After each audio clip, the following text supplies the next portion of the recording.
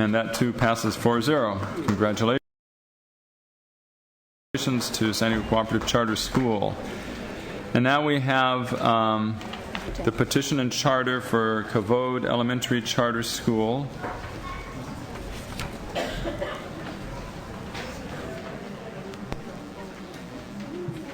So is there the staff recommendation?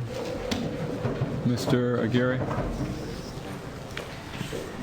Good evening, board members and superintendent. Again, this is an action item. This is the item for the consideration of the establishment of the Kavod Elementary Charter School. The petitioners are requesting to establish a charter school grades kindergarten through grade 5 and begin operation in school year 2012-13. In the board report, there's a list of factual findings that were made after review by multiple departments within the district, and also the recommendation was informed by the capacity interview that included 2 representatives from the Charter Advisory Group. The board may adopt these findings and take actions to deny this charter petition. However, staff is recommending to approve the charter with conditions for the establishment of Kavod. In order to satisfy the findings, staff developed the conditional approval agreement that is in the board doc system. The agreement addresses findings identified by staff, which requires the petitioners to revise the budget and remove the public charter school grant since it's a competitive grant, and this has been an ongoing kind of feedback and finding across new charter petitions.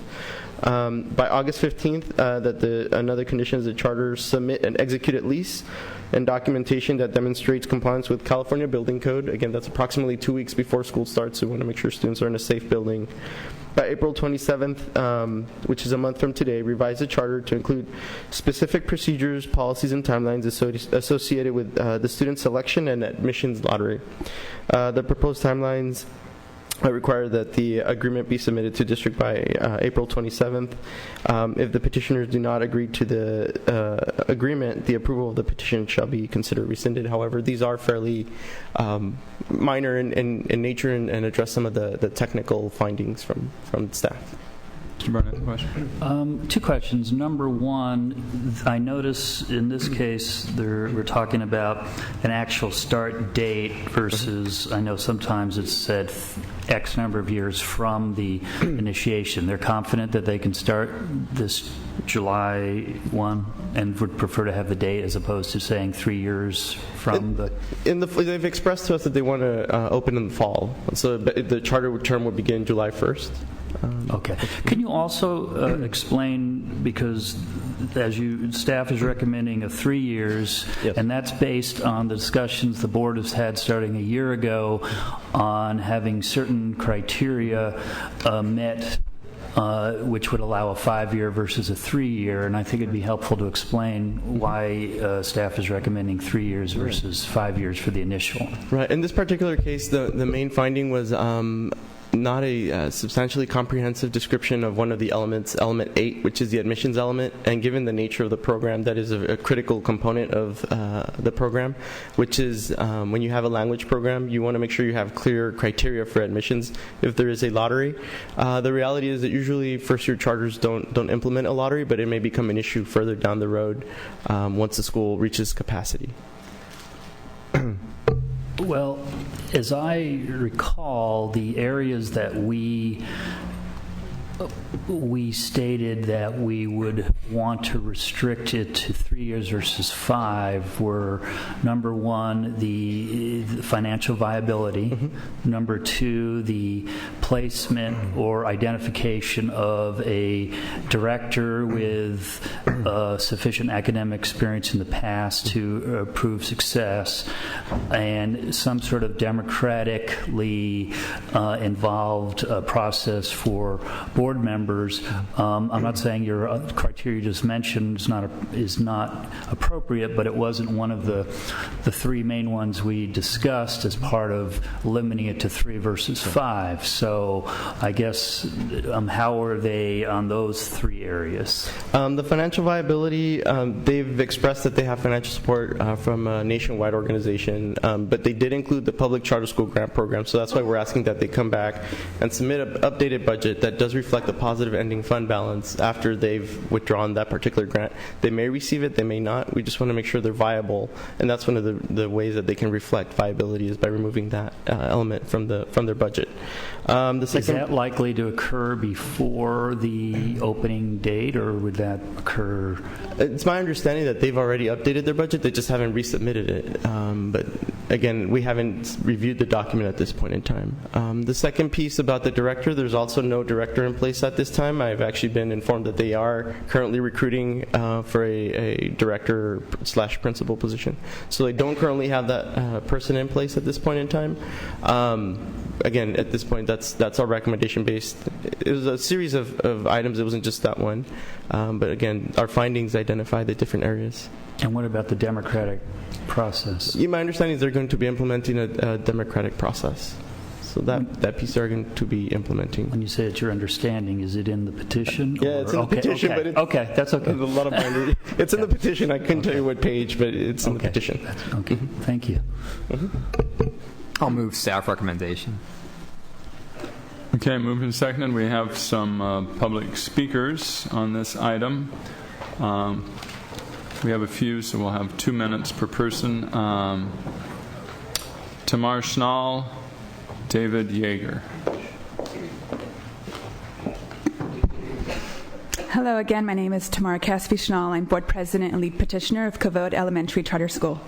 After many, many months of dedicated time and effort, I am delighted to stand here today to speak on behalf of the Kavod community and thanking you for your support and asking you, of course, to vote to approve our charter petition. Almost exactly 1 year ago today, on March 29, 2011, I had an 11-week-old baby, and I went to an informational meeting about opening a Hebrew language charter school in San Diego. I checked the box that said that I'd like to volunteer. They found out I was a writer. They asked me to write the petition. Little did I know what I was getting myself into. And as you know, you can't just help write a petition. So slowly but surely, I learned more and more about the process and became more and more involved. I committed myself to seeing this through, and when I was asked to take the lead, I was only more determined to make the school a reality. A few of us have done the work normally completed by an entire team, and we did it in probably half the time. I am so proud of our small group, and I will be honored with your votes of approval to officially introduce Kavod Elementary to the community. The community here who has been our rock, standing solidly behind us, cheering us on the entire way. I want to thank the Charter Office, Moises and Susan, for their guidance, the board for your welcome reception a few weeks ago at our public hearing, Lisa and CCSA for all of their help, the Hebrew Charter School Center for believing in us, our consultants, Dina, Dan, and David, for their commitment to making this school viable, our board, founding team, and community advocates for their time, efforts, and inspired dedication. And of course, I need to thank my husband and parents for their unwavering support. In 4.5 years, when my son will enroll in the school, I hope to be standing right here asking you to approve our renewal. We do have a posting on EdJoin for a principal. We put it on early just so that we could start collecting resumes in hopes of our approval, which we could always have pulled the posting, but we posted on EdJoin and on CCSA. The documentation required for that principal includes 3 years of proven academic achievement at a previous school. Thank you. And so that's one of our requirements. Thank you very much.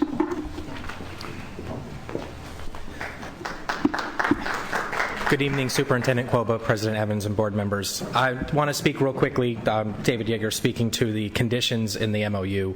Nothing there that we didn't expect. Facilities is a pretty standard request, as is the public charter school grant, and we actually made revisions to that budget after the capacity hearing. Knew we would need to submit that, but we're waiting till the MOU was available on board docs Friday afternoon. We have modified that budget, and we have removed the public charter school grant from our funding in years 1 and 2. That leaves us with an ending cash balance in the first year.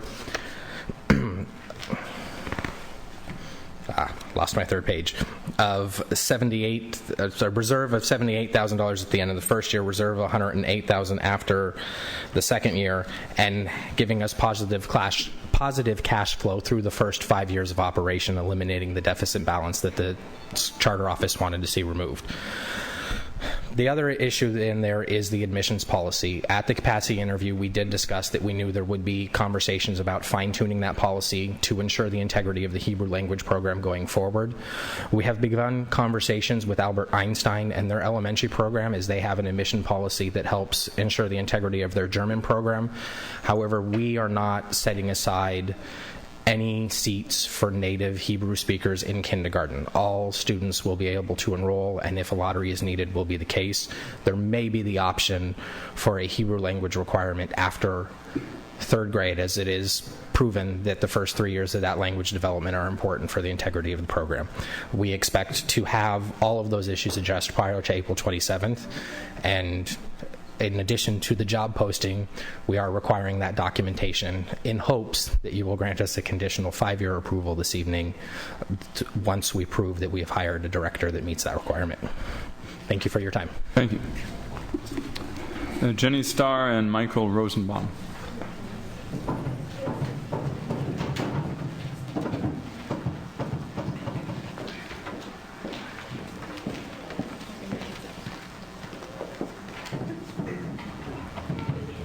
Good evening. Hi, my name is Jenny Starr, and I'm a resident of San Diego. I want to thank every one of you tonight for taking the time to consider this charter and the hard work of this team. We're very excited about the school, and we know it's going to be a remarkable contribution. I'd like to take a moment and also thank all of you for the work that you do in identifying bilingualism as part of our 21st century skill set, and thank all of the district and the emphasis that you put in that regard. Thank you very much. Mike. Hi, my name is Michael Rosenbaum. We met a couple weeks ago when we first presented. I just wanted to say thanks again for considering our petition. We're just absolutely thrilled to be at this stage. As you can see, we have a lot of children with us here today. I'll echo what Tamar shared initially. About a year ago, I got roped into a meeting about a potential school, and a year later, we became an active part of it. At that time, my wife and I, who's here today with us, we were desperately looking for a charter school option for my daughter, Noah. We found one along the way, but we also learned that we need more. And I just want to thank you for considering our petition. We're excited about the next steps, and thanks so much. Our future students want to say, or hopeful future students want to say a few words. You guys ready? You want to stand up right here? Okay, you ready? 1, 2, 3. That means thank you very much and all the honor and respect. You're welcome. I don't know how to say you're welcome in Hebrew. Mazel tov, mazel tov, mazel tov. Are there more speakers? Because I have a question. No more staff. Mr. Geary, can I ask you another question? And I realize this is a very tight and difficult process and lots going on, but you indicate in the staff report that the budget balance after 5 years of operation, unless grants are included. I believe Mr. Yeager stated that they produced a new budget that would show net profits or net cash on hand after the first and second years without the grants. And was that submitted to us today, or is that just you've been doing that as the back of the envelope as we speak? No, I'm not suggesting that. So I guess the question is, we have to take action tonight, one way or the other, because of the... Actually, the petitioners are under a deadline for a state grant, so I think they would request the action tonight. Technically, we could request a delay of an additional 30 days, but at this point, I think we're sufficiently close enough. Okay. Well, I think given that, not wanting to try to hash those things out at the meeting, that I will continue to support the staff recommendation as it is then. Yes, and to clarify... Unless you want to delay it, to potentially deal with these issues between 3 and 5 years. Can I ask that if we provide that documentation that meets those requirements, that we go with a 5-year, and if we don't, the 3-year stands? Well, there were at least two other issues. The issue of whether there can be a condition of a director that would meet our requirements. The democratic process sounds like it's in there, but then there was an additional item that Mr. Aguirre raised, which I'm not sure whether you've resolved that issue or not as well. The admissions, our primary concern was we were not sure how to appropriately handle once we get to third grade and we have attrition in our students. In the revised budget that we did, we have accounted for a 16% attrition from second grade to fifth grade and have been able to maintain the financial viability of not accepting new students into the program after the beginning of the second grade school year. So we just need to put that language in place, and we expect to have that completed probably within the next 10 days, and we'll clearly have it in prior to the April 27th deadline that's been requested. Well, I guess the question for Mr. Aguirre would be, do you, based on these 4 areas, do you believe that you could have sufficient either conditions or documentation for you to review to determine that if they meet those, that the board could approve 5 years conditionally, and then if they don't, and can we give that flexibility to the staff that if they don't meet those, then it would be 3 years? And is there any? But just to clarify, from my understanding, I mean, the issues of the grant being counted in the budget, the building code, and the student selection issue. I mean, those were, as I understood, they had to meet those requirements, or the charter is basically rescinded. Right. So that's already in there. It's just the issue about the 3 years or the 5 years that you're talking about, correct? Well, those items right. There's the additional items of, we have stated as a policy that if there is a sufficient financial reserves, if there is evidence of an academically appropriate director, and there is evidence of a democratic process, that if there was evidence of those, that we would support 5 years. If there was not evidence of those, that we would say 3 years. So we kind of have a chicken and the egg situation. So, and we have statements from the applicant that there are, but the staff hasn't been able to review all those and at this point. That's the conundrum right now. So the question is, can we condition approval saying, well, we would give 5 years if staff is satisfied that these, the intent of these conditions are met? And is there any reason we can't, from a legal point of view, Mr. Shanke, to condition it in that way? The board can delegate any power that it has to any member of its staff, based on, clear criteria. It sounds like we're developing. No, I'm just kidding. Well, no, I'm just kidding. Yes, it can. Yeah. By law. Mr. Barrera. Yeah, so this petitioner went through the capacity interview, and I'm wondering if if there was a recommendation coming forward from the capacity interview about a 3-year versus a 5-year. Right. That's a conversation we did have, and we pretty much all came to agreement that this was the best course of action given the difficulty that can come in some of these elements which we've discussed. So that's definitely something we talked about, and while we agreed not to give specific names, that's we as a advisory group and us, we pretty much agreed that was an appropriate recommendation to the board. So I guess I think the challenge is tonight, moving forward, we've had a process that's resulted in a staff recommendation for a 3-year approval with conditions, and I don't know that I'd feel comfortable doing anything other than that tonight. Again, if the petitioner wanted to delay and come back in some, within some time frame that allows you to move forward with your grant application to consider the 5 years, I mean, I'd be open to that. But may I say something? Please, yeah. And so everyone's clear, we're comfortable with the 3-year approval, and we know that's tied to the conditions that are currently in the MOU. What we would ask is, if possible, you would tie a 5-year approval to the appointment of a director that meets that academic requirement, and if we don't, the 3-year approval stands. Because we will meet all the other conditions for the 3-year approval, we cannot say for certain that we will have by April 27th a director in place that meets that, because our job posting closes on April 15th. Okay. Well, in this case, I agree with Mr. Barrera that you've gone through a staff process in terms of coming up with a 3-year recommendation with the conditions, and that when we start to tinker with that, we might be not taking everything into consideration that we don't not necessarily know the details of. So, and I think it's a big issue here is to be timely for this group to be able to move forward with confidence that they have an established charter. So that's why I support the original motion. So, without any further discussion, let's please vote on the motion.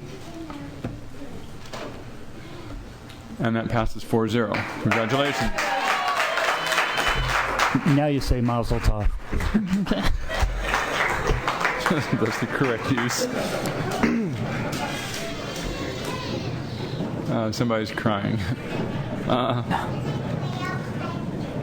Okay, now we're going to move on to the petition and charter for San Diego Conservatory of Music Charter School. Mr. Aguirre. Board members and superintendent, this again